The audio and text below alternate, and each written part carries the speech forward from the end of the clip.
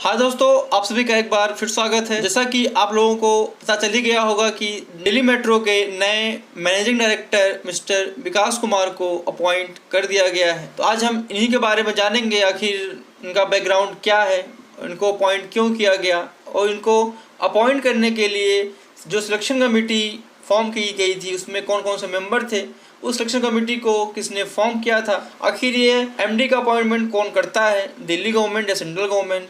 उसके बाद हम प्रोसेस के बारे में जानेंगे, किस प्रोसेस से होकर के कोई एमडी बनता है और इसकी जो एलिजिबिलिटी क्राइटेरिया है उनके बारे में जानेंगे। और इस सिलेक्शन कमेटी को लेकर के कुछ विवाद भी हैं जिसके बारे में हम जानेंगे, आखिर विवाद क्या है। तो आइए दोस्तों स्टार्ट करते हैं आज का वीडियो। दोस्तों, अगर हम मिस्टर विकास कुमार के बैकग्राउंड की बात करें तो यह दिल्ली मेट्रो से करीब 17 साल से जुड़े हुए हैं और इन्होंने दिल्ली मेट्रो में ज्वाइन करने से पहले यह इंडियन रेलवे ट्रैफिक सर्विस में कार्यरत थे।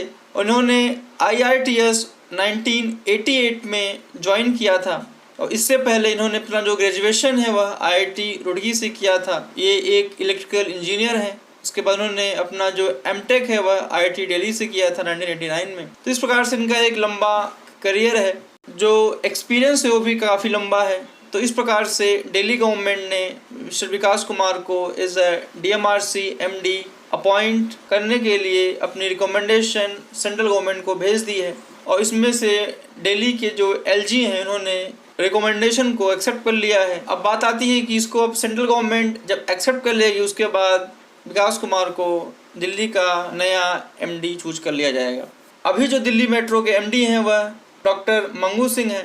का जो कार्यकाल है वह जनवरी 1, 2012 से मार्च 31, 2022 तक का है। इससे पहले ई श्रीधरन जो कि दिसंबर 31, 2011 में रिटायर हो गए थे। तो ये रहा विकास कुमार और दिल्ली मेट्रो के MD का इतिहास। तो अब आइए हम जानते हैं कि आखिर ये पूरा सिलेक्शन प्रोसेस क्या होता है। तो सबसे पहले क्या होता है कि दिल्ली गवर्नमेंट का जो ट्रांसपोर्ट डिपार्टमेंट है वह नोटिफिकेशन जारी करता है दिल्ली मेट्रो के MD के लिए। साथ में साथ उसकी जो एलिजिबिलिटी क्राइटेरिया है और मिनिमम क्वालिफिकेशन, ये सब ट्रांसपोर्ट डिपार्टमेंट जो दिल्ली गवर्नमेंट का है वो जारी करता है। अगर हम इसके एलिजिबिलिटी की बात करें तो मिनिमम एज वह 45 होनी चाहिए और मैक्सिमम एज में 2 क्राइटेरिया हैं। अगर जो कैंडिडेट है वह दिल्ली मेट्रो का ही है तो उसकी जो मैक्सिमम एज लिमिट है वह 60 साल है।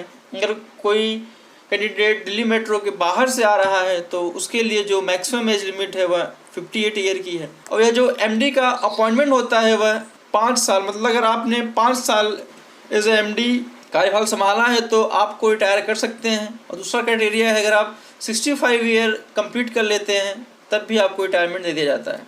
और इसका जो एलिजिबिलिटी क्राइटेरिया है वह यह है कि आप एक इंजीनियरिंग ग्रेजुएट होने चाहिए, प्रेफरेबली इन सिविल और इलेक्ट्रिकल इंजीनियरिंग में, और आपको एक सीनियर लेवल पर एक मैनेजमेंट एक्सपीरियंस होना चाहिए।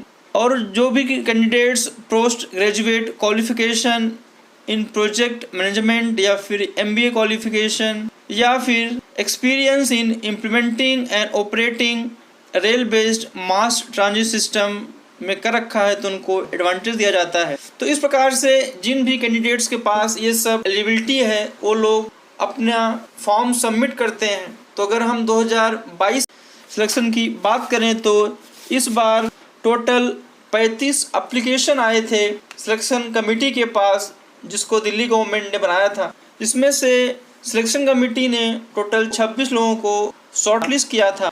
उसके बाद 24 लोगों का इंटरव्यू होता है। इंटरव्यू के बेस पे मिस्टर विकास कुमार को सिलेक्शन कमेटी रिकमेंड करती है as a MD of DMRC। अगर हम सिलेक्शन कमेटी के मेंबर की बात करें तो जो 2022 में सिलेक्शन कमेटी बनी थी उसमें जो मेंबर थे वो हैं दिल्ली के जो डिप्यूटी चीफ मिनिस्टर हैं मनोज सिसोदिया। दूसरे जो मेंबर हैं वह Delhi transport minister mister Kailash Gahlot. उसके बाद जो तीसरे मेंबर थे वह वर्ल्ड रिसोर्स इंस्टीट्यूट के CEO mister OP Agarwal ji थे। और जो चौथे मेंबर थे वह additional chief secretary to Delhi CM mister Satya Gopal जी थे। तो इस प्रकार से 4 लोग थे इस कमेटी में, जिसमें जो 2 पोस्ट थी यह पॉलिटिकल थी, जिसमें डिप्यूटी CM मनीष सिसोदिया हैं और दूसरा दिल्ली ट्रांसपोर्ट मिनिस्टर कैलाश गहलोत हैं। बाकी 2 लोग अलग बैकग्राउंड से। तो इस सिलेक्शन कमेटी के ऊपर मिनिस्ट्री ऑफ अर्बन अफेयर के जो चेयरमैन हैं उन्होंने ऑब्जेक्शन उठाया है कि आखिर ये जो दिल्ली मेट्रो है यह एक लार्जेस्ट नेटवर्क है और यह लाइफलाइन है एनसीआर। तो इसके लिए जो भी कमेटी फॉर्म होनी चाहिए वह एक वेल एक्सपीरियंस प्रोफेशनल होने चाहिए जो कि मेट्रो और रेलवे के ऑपरेशन और कंस्ट्रक्शन फील्ड से जुड़े होने चाहिए। तो क्या यह ऑब्जेक्शन उठाना सही था? क्योंकि उन्होंने यह ऑब्जेक्शन पिछले सिलेक्शन प्रोसेस को देख कर उठाया है। क्योंकि जब 2011 में मिस्टर मंगू सिंह का सिलेक्शन हुआ था तो उस समय जो सिलेक्शन कमेटी के मेंबर थे वह secretary of ministry of urban development doctor Sudhir Krishna थे और दूसरे chief secretary government of national capital territory Delhi PK Tripathi ji थे। जो तीसरे थे वह जो पिछले MD mister E Sreedharan ji थे। तो इस प्रकार ये तीनों जो मेंबर थे वह वेल एक्सपीरियंस थे। बट जो इस बार की कमेटी उसमें 2 मेंबर पॉलिटिकल बैकग्राउंड के हैं, बाकी 2 मेंबर एक्सपीरियंस वाले हैं। तो क्या यह कमेटी जो रिकमेंडेशन दिया है वह सही है या गलत? तो आने वाला समय बताएगा कि क्या ये जो सिलेक्शन कमेटी ने निर्णय लिया है वह सही है गलत है। तो दोस्तों आज के लिए बस इतना ही। आगे की वीडियो को सबसे पहले जाने के लिए चैनल सब्सक्राइब जरूर करें। धन्यवाद।